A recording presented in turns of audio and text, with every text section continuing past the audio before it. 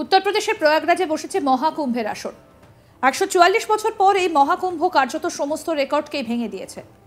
শুক্রবার ১৪ ফেব্রুয়ারি পর্যন্ত এই প্রয়াগরাজে ৫০ কোটিরও বেশি পুণ্যার্থী পুণ্যস্নান সেরেছেন বলে জানিয়েছিল যোগী আদিত্যনাথ সরকার। এরপর সেই সংখ্যাটা আরও বেড়ে গিয়েছে। কিন্তু এই প্রয়াগরাজের মহাকুম্ভে যাওয়ার জন্য প্রচণ্ড ভিড় হচ্ছে। প্রয়াগরাজ যেতে বিশেষ ট্রেনের ব্যবস্থা করা হলেও ভিড় সামাল দেওয়া যাচ্ছে না। সম্প্রতি শনিবার ১৫ ফেব্রুয়ারি নয়াদিল্লি স্টেশনে মহাকুম্ভে যাবার সময় পদপৃষ্ঠ হয়ে জানে শেষ। এইরকম ১৮ জন পুণ্যার্থীর খবর সামনে এসেছে। এছাড়াও সড়ক পথেও প্রচণ্ড যানজট হচ্ছে। প্রায় ২ থেকে ৩ দিন ধরে যানজটে আটকে থাকতে হচ্ছে বলে অভিযোগ উঠেছে। প্রয়াগরাজমুখী বেশ কয়েকটা রাস্তা বন্ধ করে দেওয়া হয়েছিল এই যানজট সামাল দিতে। আর এইসব দেখে কিন্তু বিহারের ৭ বাসিন্দা একটা অভিনব উপায় বের করেছেন মহাকুম্ভে যাবার জন্য। বিহারের বক্সার থেকে ৫৫০ কিলোমিটার নদীপথে পাড়ি দিয়েছেন প্রয়াগরাজে। তারা পৌঁছেছেন। মূলত ভিড় এবং যানজট এড়াতে এই জলপথকেই বেছে নিয়েছেন তারা। এই পথ পাড়ি দিতে তাদের ২ দিন সময় লেগেছে।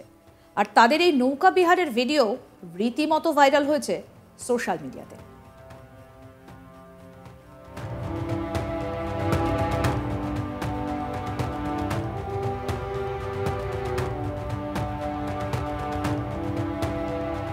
কিন্তু হঠাৎই অভিনব উপায় কেন বেছে নিলেন এই ৭ জন পুণ্যার্থী? জানা গিয়েছে ৮ থেকে ৯ ফেব্রুয়ারি পর্যন্ত রাস্তাগুলিতে অত্যাধিক যানজট এবং ট্রেনগুলোতে অতিরিক্ত ভিড় দেখে দলটা তাদের তীর্থযাত্রার জন্য রওনা হয়েছিলেন। সমস্ত প্রথাগত রাস্তার রুটগুলো দেখে তারা নৌকো করে প্রয়াগরাজ যাওয়ার সিদ্ধান্ত নেয়। একটা মোটর চালিত নৌকা ব্যবহার করে গঙ্গাপথে প্রয়াগরাজ পৌঁছানোর উদ্দেশ্যে যাত্রা শুরু করেন তারা। ব্যাকআপ হিসেবে তাদের নৌকার সঙ্গে আরও ২টো মোটর যুক্ত করা হয়েছিল, যদি মাঝপথে নৌকার মোটর বিগড়ে যায় সেজন্য। সুখদেব চৌধুরীর নেতৃত্বে দলটি তাদের যাত্রা শুরু করেছিল এবং রেশন, জল এবং জ্বালানির মতো প্রয়োজনীয় সরবরাহ নিয়ে গিয়েছিল। মোটর থাকা সত্ত্বেও অনেক সময় অতিরিক্ত গরমের কারণে তাদের ৫ থেকে ৬ কিলোমিটার দীর্ঘ ম্যানুয়ালি নৌকা সারি করতে হয়েছিল। প্রয়াগরাজের দিকে ক্রমাগত চলাচল নিশ্চিত করে তাদের রাতগুলো পালাক্রমে কাটত। দলটা ১১ ফেব্রুয়ারি বক্সার ছেড়ে যায় এবং ১৩ ফেব্রুয়ারির প্রথম দিকে প্রয়াগরাজের সঙ্গমে একটা পবিত্র স্নান করতে তারা সক্ষম হয়। পুরো ট্রিপে পেট্রোল, খাবার এবং প্রয়োজনীয় ব্যবস্থা মিলিয়ে প্রায় ২০,০০০ টাকা খরচ হয়েছে। জানা গিয়েছে এই ৭ জন বিহারের বক্সার জেলার কামহারিয়া গ্রামের বাসিন্দা।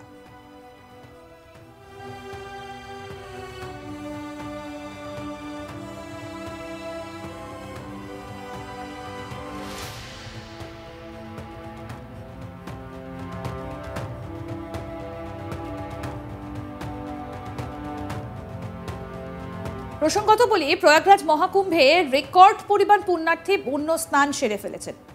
এ যাবৎ যতগুলো মহাকুম্ভ হয়েছে তার মধ্যে এবারের প্রয়াগরাজের মহাকুম্ভ যাবতীয় রেকর্ড ভেঙে দিয়েছে বলেই জানাচ্ছে সরকারি পরিসংখ্যান।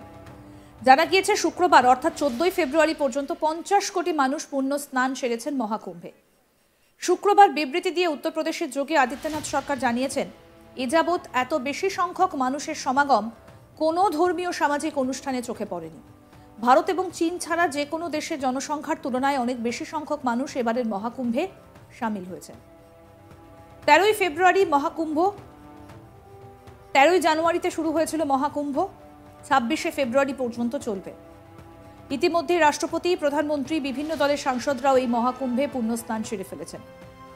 আবার মহাকুম্ভ যাবার পুণ্যার্থীদের ভিড় অনেকটাই বেশি। এবার মহাকুম্ভ যেহেতু, তাই ভিড় অনেকটাই বেশি। প্রতি ১২ বছর অন্তর হয় মহাকুম্ভ। প্রশাসন সূত্রে খবর, যে পরিমাণ পুণ্যার্থীর আগমন হবে বলে মনে করা হচ্ছিল তার তুলনায় অনেক বেশি পুণ্যার্থীর সমাগম হয়েছে এবারের মহাকুম্ভে। যোগী সরকারের দেওয়া পরিসংখ্যান অনুযায়ী এখনো পর্যন্ত ২৯ জানুয়ারি মৌনী অমাবস্যায় পদপৃষ্ঠ হওয়ায় ঘটনা এবং কয়েকবার অগ্নিকাণ্ডের ঘটনা ছাড়া মোটের ওপর নির্বিঘ্নেই কেটেছে মহাকুম্ভ। যে পরিমাণ পুণ্যার্থীর আগমন হয়েছে এবারের মহাকুম্ভে, তাতে ভারত ও চীন ছাড়া অনেক দেশের জনসংখ্যার মানুষ এখানে পাওয়া গিয়েছে। America, Russia, Indonesia, Brazil, Pakistan, বাংলাদেশেরও এত জনসংখ্যা নেই যত জনসংখ্যার মানুষ এখানে এসেছেন। যত সংখ্যক সনাতন ধর্মের মানুষ এই উৎসবে সামিল হয়েছেন এবং পুণ্য স্নান করেছেন। এবারের মহাকুম্ভে পুণ্য স্নান সেরেছেন কেন্দ্রীয় মন্ত্রী পীযূষ গোয়েলও। তিনি জানান, এটি সত্যি একটা আবেগময় মুহূর্ত।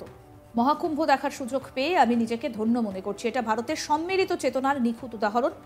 ভারত ও বিদেশ থেকে 50 কোটিরও বেশি মানুষ মহাকুম্ভ পরিদর্শন করেছেন এবং ভারতের ক্রমবর্ধমান শক্তি প্রদর্শন করেছে। আমি বেলজিয়ামে ছিলাম যখন আমি জানতে পারি যে বিশিষ্ট রক ব্যান্ডের ভোকালিস্ট কর্নেল মার্টিন আসতে চান মহাকুম্ভে। তখন আমি মুখ্যমন্ত্রীকে ফোন করে ব্যবস্থা করতে বলি।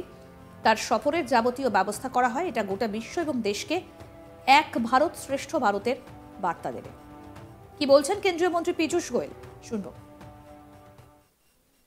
An emotional moment. I feel blessed to receive the opportunity to take this to visit the Mahakumbh, to have the holy dip, and I feel this is truly an example of the collective spirit of India, the devotion that every Bharatiya has towards Sanatan Dharam, and with 50 crore Indians and people from across the world coming and visiting, we have demonstrated to the world India's growing power, growing strength. Many unexpected people are coming to take a holiday, like Coldplay singer has also came, and many more celebrities. In fact, I was at Brussels in Belgium for negotiations on a free trade agreement when I got the request that the main singer of Coldplay wants to come to the Mahakumbh. And from there I called up the Chief Minister and made arrangements for his visit. And he was so thrilled experiencing this. It's something unique. And I think this will give a message to the world and to the country. एक भारत श्रेष्ठ भारत का संदेशा यहाँ से गूंज के पूरी दुनिया को भारत की उभरती हुई ताकत दिखाएगा। Over 50 crore people are taking a holiday till now, till yesterday and tomorrow they are also taking. So how you are seeing most of the youngsters are there to take a dip? This will invigorate the spirit of Hindu Dharam. This will once again encourage our youth to connect with our religion. And I think the sentiment attached with the Mahakumbh happening after 144 years is itself so special that every person who gets an opportunity will want to come here and feel blessed after visiting Prayagraj Mahakumbh. Prayagraj पहुंचे हैं, महाकुंभ में डुबकी लगाने पहुंचे हैं परिवार के साथ, किस तरह से देख रहे हैं, क्या कहेंगे? अद्भुत दृश्य है। एक भारत श्रेष्ठ भारत का एक अनमोल उदाहरण है और मैं समझता हूँ भारतवासियों की और विश्व भर से आने वालों की आस्था देखकर आनंद आता है कि हमारा धर्म सुरक्षित है।